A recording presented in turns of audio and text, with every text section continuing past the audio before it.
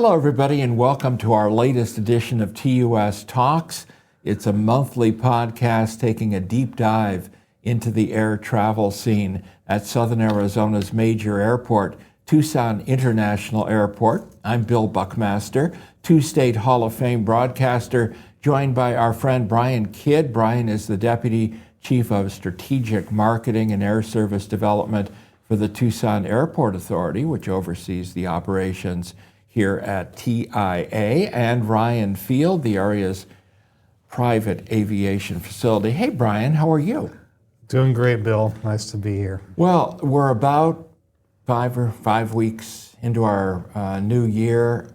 How did the numbers look for passengers coming and going from TUS in 2025? So 3.9 million, a little bit below our expectations, actually. I think when the year started, we were hoping for a little more. The government shutdown and around November did not help.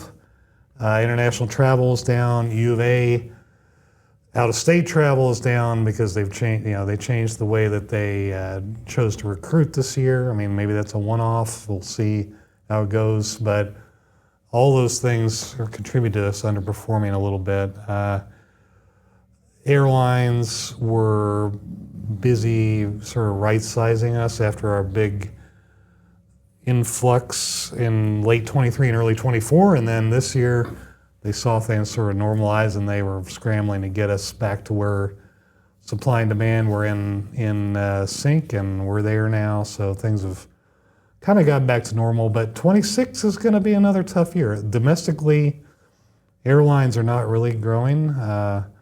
The big airlines, Southwest is reinventing themselves, but they're not. They're trying to take delivery of new aircraft, but that's been delayed. The other big three are not really growing much domestically. It's a lot of, they'd like to grow internationally, but things are kind of tough on the international side too. But the other thing is, when we talk about numbers, we're always thinking of passenger volume, right? Well, the airlines really are chasing that premium traffic right now. It's not so much, fill it up with $59 one-way fares. I mean, that's great for the consumer, but not so great for the airline.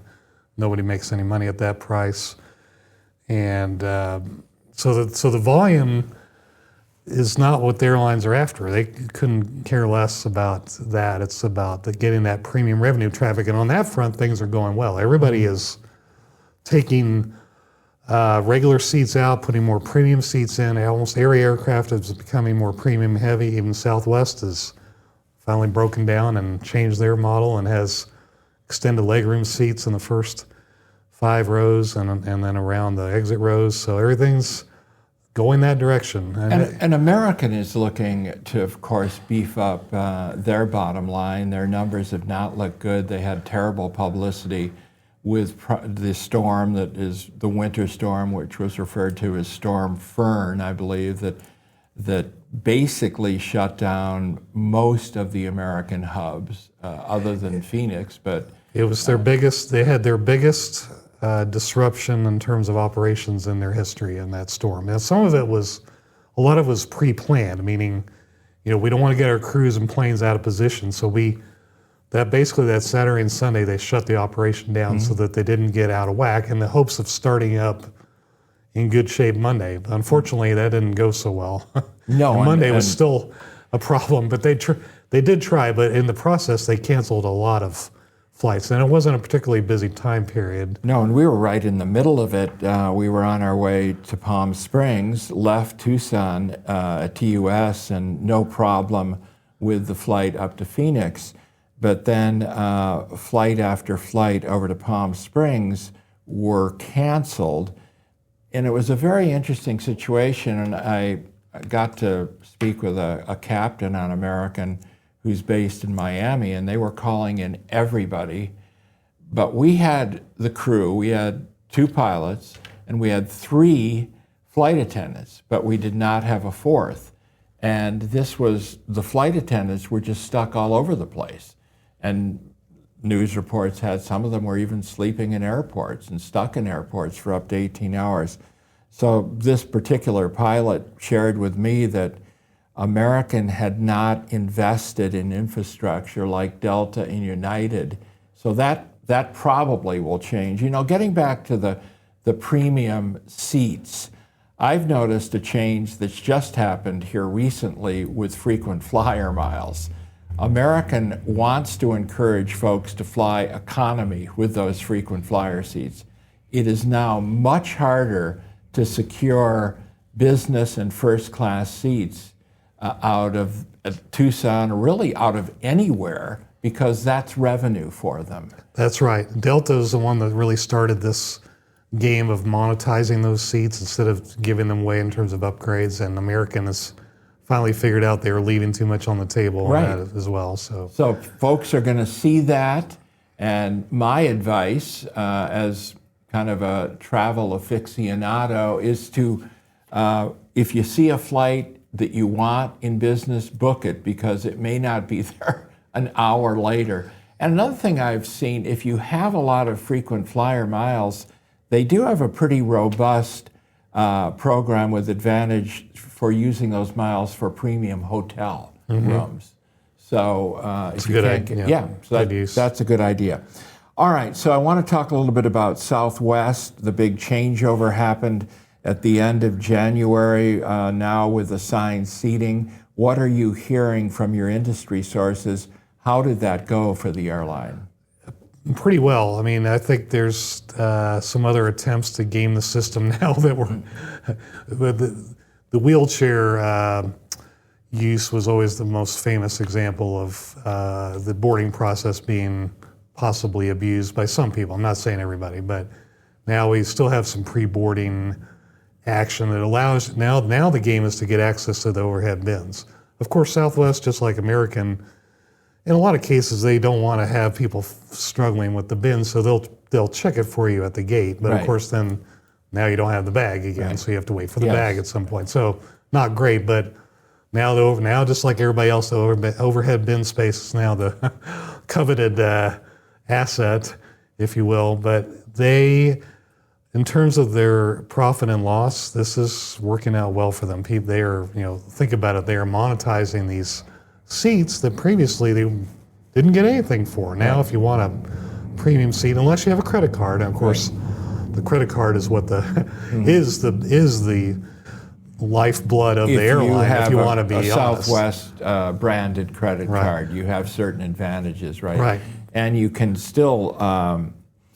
There are some advantages by flying with their premium level as far as checked bags. And Yes, things you like get, that. and if you have, depending on which tier you have, you get access to even better seating options. I've not been able to fly them yet due to the cancellation of the Sure. prior trip due to the storm, but it's coming up again, and it looks. Wall Street seems happy with the way things have gone. I mean, they're being able to again monetize these seats that just were left with no premium. And frankly, they're matching the market. The market has moved to where premium travel, there's a real sort of bifurcation in the economy where, very budget travel has been sort of reduced. Demand is reduced on that, but demand for premium travel is still very strong, and they're able to take advantage of that now. Speaking with Brian Kidd, it is our TUS Talks podcast. Brian is Deputy Chief of Strategic Marketing and Air Service Development here at the Tucson International Airport, where there have been a lot of changes internally. As I love flying through TUS and departing from this airport. We've got some amenities. The paving is now over, getting into the airport. New carpeting. New seating, is that in now too? It is. Okay. We've got the navy blue. No more desert orange. Right, so the navy blue is in. And that was quite an undertaking. When you have a whole airport that needs an upgrade, there are contractors to work with and everything else. Did that work go on at night so the traveler was not impacted? And it did indeed. And in fact, we were looking at individual schedules per airline just to make sure we could work around their operations, because as you know, we don't have a ton of square footage out there, and so we don't want it to be a situation where the customer was being impacted, either waiting for flights or getting off the plane. So yeah, carefully choreographed, done over a series of nights. I think it's actually made a difference. I've heard a lot of positive feelings. It's kind of brought us into the modern age here, and we're going to be living with this setup for a while still, because once we get done with the major runway project, there's been the starting of efforts to look forward to a new concourse, but realistically, passenger traffic, we're not Austin or Nashville. We haven't grown that much, so we accommodated more people through this building in 2007 than we did last year. So it's not as if we're bursting at the seams, but eventually we'll need a new building out there just for a variety of reasons. I mean, the skeleton of it is over 60 years old now. So yeah, it has good bones, but the whole business is changing so much, the models for airports. And as an aside, I mentioned we flew over to Palm Springs, an area, the Palm Springs International Airport well. You used to be very much involved with it. I was very impressed being an in-town airport, kind of like San Diego is very close to the downtown. In Palm Springs, you rent a car and within 5 minutes you're in the downtown area, which, by the way, looks terrific. Many upgrades there. I didn't see any litter on the streets. The roads are great. But the whole thing I had not realized, and I had not flown into Palm Springs, that it's an indoor-outdoor airport. And shades of it harkened to flying into Honolulu, where you have that indoor-outdoor feel. How did that come about? That was, very intentional. I mean, it actually used to have a putting green out there in the sunny area. Then grass became sort of a no-no, so we had to take the putting green out. But there's still I can't tell you how many people I used to see just lounging on the outside. And it was 80 degrees, and travelers were just sitting outside enjoying. If you're from Canada and you came to, of course, Canada's. And this is after you go through security, so that it's just, you've gotten through that, and now you're just kind of relaxing. Yeah. But it is a different kind of setup. But as you pointed out, this airport here in Tucson is 60 years old, and eventually there will have to be some major changes. Right. I wish we could have an observation deck or something, but we'll see how that goes. Well, as I recall, being here first in the 60s, there was such a thing here at TUS. There was an upstairs observation deck, but those were the days where folks could say goodbye to folks at the gate or welcome them. And I will say some airports have moved back to that, at least on a limited basis, where they have a visitor program that allows you to get a pass to go through security in advance. We've looked at it here. I'm not a huge fan of it here just because really pre-security is where we have the space, and we could probably do it on a very limited basis, but it's so quick to get out of the terminal. I mean, you're just there for a minute. Sure. In fact, you could sit out here pre-security. I mean, you're not going to, the security line is 95% of the time zero. And there is a beautiful area, which we are in right now at TUS, and some folks may not realize it. There's an art gallery and really kind of a mellow place to chill out, sort of in the middle of the terminal. And it sort of goes against the traveler's instinct to want to get to the gate, but really here I would advise you to just relax, enjoy the view. You can look out the front of the view of the mountains, and don't be in a huge hurry to get to your gate. You're not going to be waylaid. It's going to take you about 2 minutes if you're able to walk. At a reasonable pace. The security, it moves very quickly. Let's talk a little bit about, in our remaining time, some of the changes. There's an interesting promotion concerning parking. Right. We're at the consumer level, we have another program called Fly TUS First that we are going to be sharing with businesses, which is we can get to next time possibly. But this is a consumer-based promotion. Southwest is starting, as you may have heard, service to Phoenix on March 5th. So that is all connecting traffic, basically, right? And Southwest wants to get you into their network. You can get into the network via Las Vegas and Denver very easily too. But Phoenix has a lot of options too. In fact, one direction, I believe, that flight, one of those 2 flights a day, connects to 54 destinations. Really? With That's a easy connection. So people are going to have an alternative to American going to Phoenix. Correct. starting And of March. course, American's done it a long time. So what we want to do is to give people a chance to try it, or give them an excuse to try it. So if you're flying out of Tucson through Phoenix during March or April, you can park in the economy lot for a week for free. So all you have to do is submit your itinerary. We'll process it. We'll give you a code to get you in and out of the lot.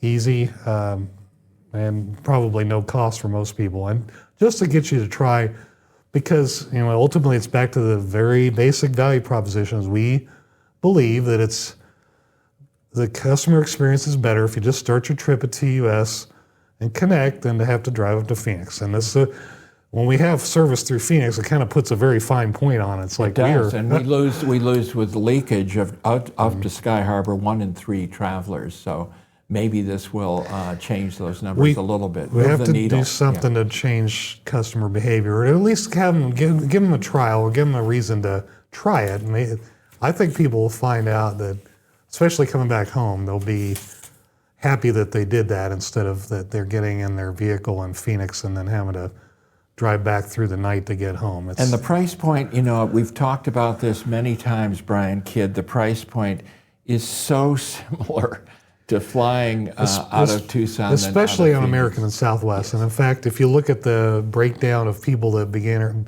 American and Southwest do better amongst Tucson customers than the other airlines. And it makes sense, they're the 2 biggest airlines, but they grab a bigger share of the local market. And so this is just adding to that. We think can add to that level. But